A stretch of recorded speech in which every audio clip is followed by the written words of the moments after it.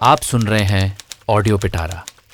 आज की कहानी है घुंघराले बाल वाली लड़की, भाग 3।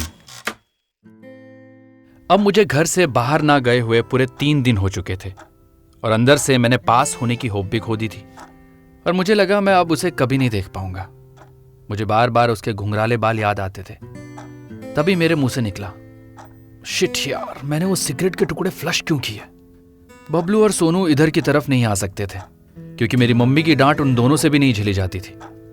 मुझे दिन भर किताबों के बीच में बैठाकर पढ़ने को कहा जाता रहा, लेकिन मेरा ध्यान तो जरा भी उस घुंघराले बाल वाली लड़की से हटता ही नहीं था। मुझे नींद कम आने लगी, भूख भी कम हो गई थी। मैंने बबलू से चुपके से कुछ सिगरेट मंगा ली और छत पर जाकर रात में जब सब सो जाते और कभी कभी सुबह सुबह जब नींद नहीं आती, सबसे छिपकर उस लड़की की तरह सिगरेट पीने की कोशिश करता और कई बार बिना फोन के ईयरफोन कान में लगाकर इधर उधर अपने कमरे में घूमता रहता। इन 16 दिनों में मैं ठीक से भी नहीं तो लेकिन सिगरेट पीना सीख गया था। मेरी आंखों के नीचे डार्क सर्कल और कमजोरी देखकर मम्मी मुझे पास के क्लिनिक लेकर गई। वहां डॉक्टर ने मुझे ठीक बताकर भी कुछ दवाइयां दे दी और रेस्ट करने को कहा। उसकी दवाइयां कुछ दिन खाने के बाद मुझ पर पता नहीं उसका कितना असर हुआ, लेकिन मम्मी ने मेरा मैथ्स का ट्यूशन लगा दिया था और कल मुझे वो ट्यूशन छोड़ने जाने वाली थी। मैं बाहर तो जाना चाहता था, लेकिन पढ़ाई लिखाई से मेरा मन हट चुका था। स्कूल कुछ दिनों में खुलने वाले थे। उससे पहले ही मम्मी ने सोचा ट्यूशन लगवाकर पूरा सिलेबस कंप्लीट करवा दिया जाए। मम्मी मुझे लेकर पहली बार ट्यूशन सेंटर दिखाने की वजह से छोड़ने साथ आई। उसके बाद मुझे अकेले ही वहां से आना जाना करना था।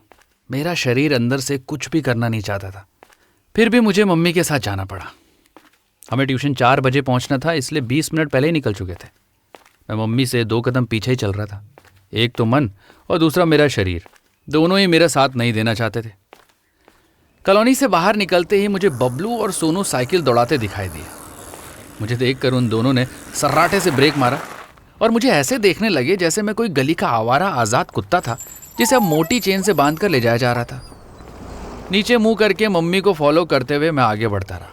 अरे जल्दी चल रहे मोंटू, ये कहते हुए मम्मी मेरा हाथ पकड़कर आगे की तरफ खींचते ले गई। वो मेरे शरीर की हालत जानती थी, लेकिन फिर भी बार बार मुझे पुश करती रही ताकि मैं अपने इस सिचुएशन से बाहर निकलकर पहले जैसा हो जाऊं। मैं मम्मी को बहुत अच्छी तरह जानता हूं। वो बिल्कुल नारियल है, नारियल। बाहर से मजबूत दिखाती हैं और अंदर से नर्मपना उनका रोके नहीं रुकता। अब हम मेन रोड से आगे की तरफ आ चुके थे।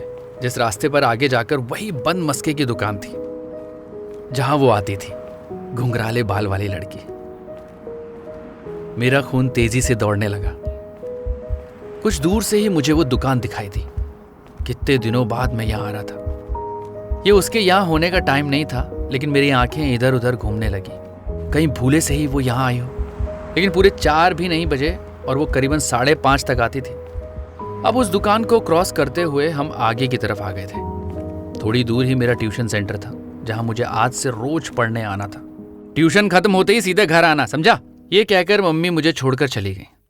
पहले दिन की वजह से कुछ ज्यादा नहीं होना था। मेरे ट्यूशन टीचर ने थोड़ा बहुत सिलेबस का इंट्रोडक्शन दिया और फर्स्ट चैप्टर में से कुछ कराया था, बस याद भी नहीं है मुझे। लेकिन वो ज्यादा ना करने वाला टाइम भी मुझे बहुत ज्यादा लग रहा था, क्योंकि मुझे तो वापस घर जाते हुए उस दुकान पर पहुंचना था। ट्यूशन में मेरे अलावा और कई बच्चे थे जो अलग अलग क्लास के दिख रहे थे।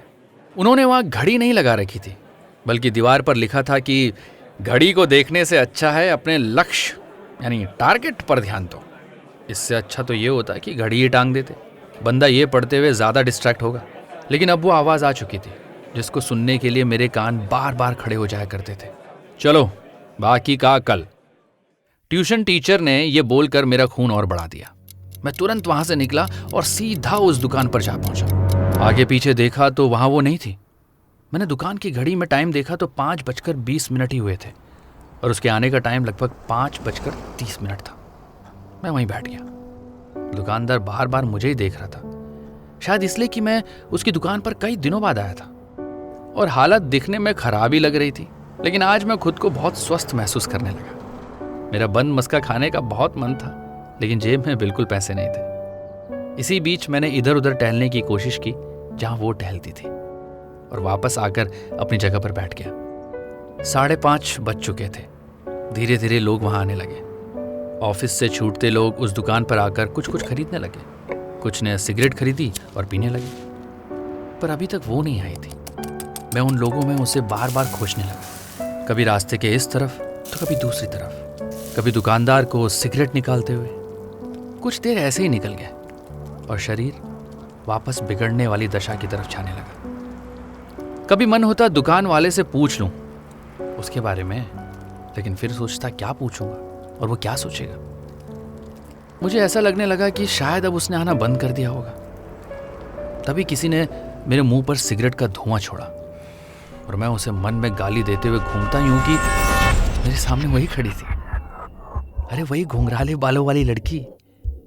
मैं एकदम से हिल गया। मेरी हालत पूरी तरह से खराब हो गई। उसके मुंह में सिगरेट है और दोनों हाथों में एक एक बंद मस्का। ये लो, उसने वो बंद मस्का मेरे लिए बनवाया था और एक अपने लिए। मतलब कि वो जानती थी कि मैं उसे देखने ही यहाँ आता था। सुनो, लाइफ में कभी सिगरेट मत पीना, सेहत के लिए अच्छी नहीं होती। अपनी मैच्योर सी आवाज़ में उसने मुझे समझाते हुए कहा। फिर वहीं टहलने लगी, अपने दोनों कानों में ईयरफोन लगाकर। इस बार सिगरेट के साथ वो बंद मस्का खा रही थी। ये कहानी थी घुंघराले बाल वाली लड़की, जो लिखी है समरदीप सूद ने। ऐसी ही कहानियां सुनने के लिए आप सुनते रहिए ऑडियो पिटारा। ऑडियो पिटारा सुनना जरूरी है।